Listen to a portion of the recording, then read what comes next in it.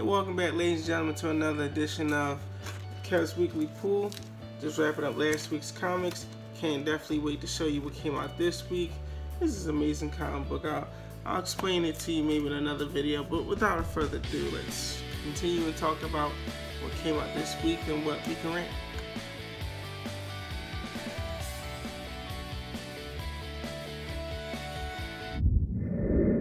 Alright, welcome back, ladies and gentlemen, to another edition of Kev's Weekly Pool. This is part 28, and without further ado, let's rant. Let's talk about Star Wars Rebels.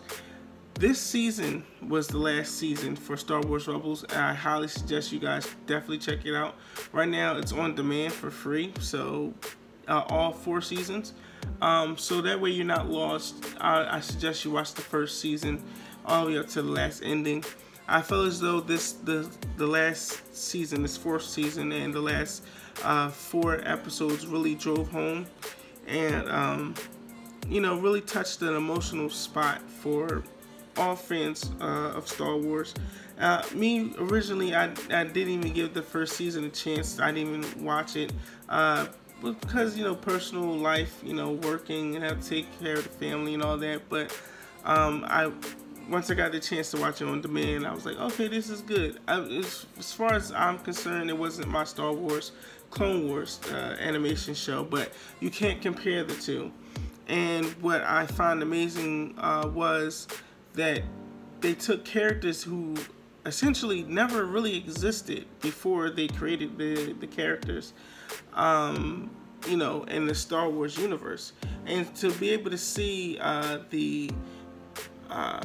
the artists and the actors and the creators of the show to say, what if we told a story that connects to the main plot of the whole genre, and make it make sense and make it real good? And that's what they did. But these last 4 episodes that I watched was real touching. Kanan, spoils. I'm sorry, I'm throwing out there spoiled. Kanan sacrificed himself. Now, he was the Jedi Master for Ezra, who was just learning his ways of trying to understand, okay, I have these powers that I never thought I had before. And then to see him train Ezra, and then to see him actually finally falling in love, or not falling, finally falling, but, you know, for him to actually say, look, Ahara, I love you. And she said it back to him. And you finally have that moment where throughout the whole season you're watching and like, they're a couple. And it took forever for them to hook up, and now they're finally doing it. And then to see him sacrifice his life for the rest of the crew was real touching. It almost reminds you of Obi-Wan Kenobi when he sacrificed himself to save Luke, Leia, and Han Solo, and Chewbacca and R2-D2 in the first movie. And then we get to see these characters, Hera, Sabine, Ezra, obviously, and you know, really cope with the fact that they lost a friend, a father figure, a mentor, a trainer, a could-be husband, you know. So to see them cope with it in their different ways really made it realistic. Like, man, this is a war that has started all because somebody wanted to have more power and to rule the entire galaxy, and we're just trying to make things right for people. And then to lose somebody like this, it really touched home base. Now, going towards the last bit of the series, like pretty much the last 2 episodes, we really get to see Ezra step up his game from all those years, and he has come a long way to become a good Jedi, and get to really know himself after the loss of his master. And it's good to see that he cares for his family so much. He did this same kind of sacrifice as Kanan did to save the rest of the Ghost crew.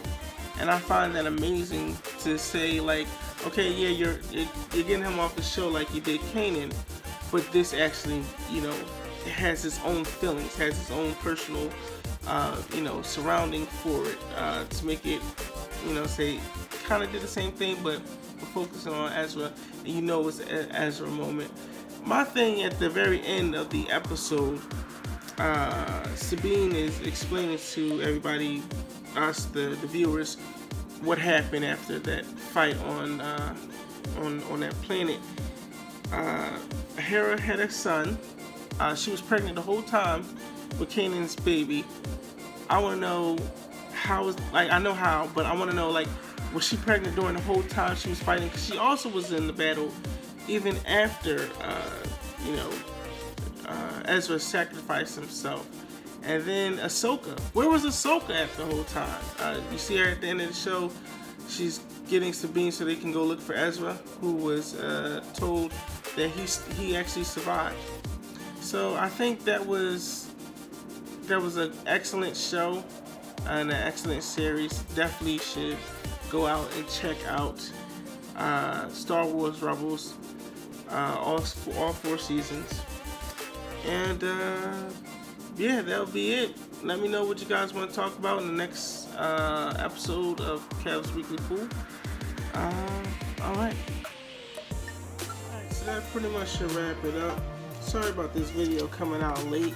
My comic book store had a snow, well, pretty much here in Philly it snowed real bad, so it was a little crazy and hectic. I didn't even know if I was going to be able to finish the recording for this week's weekly pool, because his power had went out and I wasn't able to record some of the video that you saw in there. But the power unfortunately came back on, and I stayed there long enough because, well, it was crazy and hectic to even try to leave out the parking lot. So yeah, but great talking to you guys. Great to rant about today's rant.